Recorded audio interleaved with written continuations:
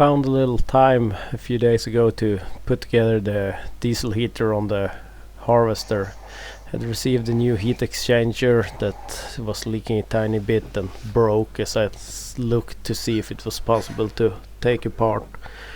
It's a quite simple unit, but put the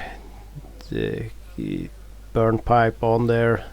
The new heat exchanger came with two seals as kind of a kit, because this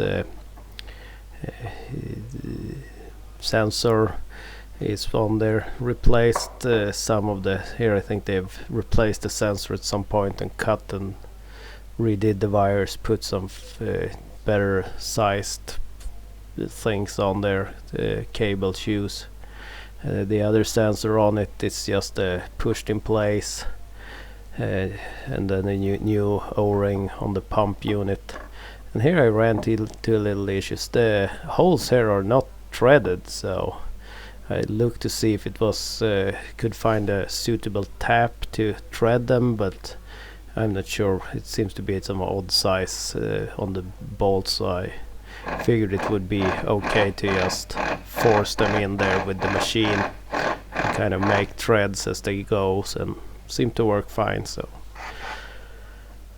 cleaned up the kind of heat shield plate for the unit, and then that was bolted back onto the heater itself. There are a couple of spacers there that you must make sure to get back in place.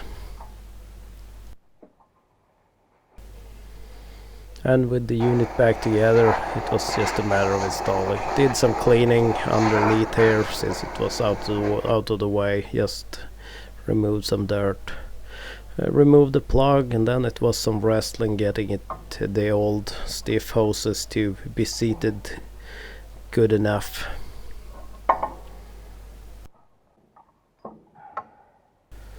Eventually had them in place good enough, and the clamps used to shut off the hoses could be removed, and then the clamps on the hoses themselves could be tightened. Then it was just bringing in the hinge it's mounted on and bolting it back in place. Impossible to get video of putting the electrical connector back together because it's so deep in there, but hopefully it will stop dripping now. Yeah, and the exhaust was put back in place. Forgot to heat shrink these, but have to leave now. We'll have to remember to do it next time I found the heat gun.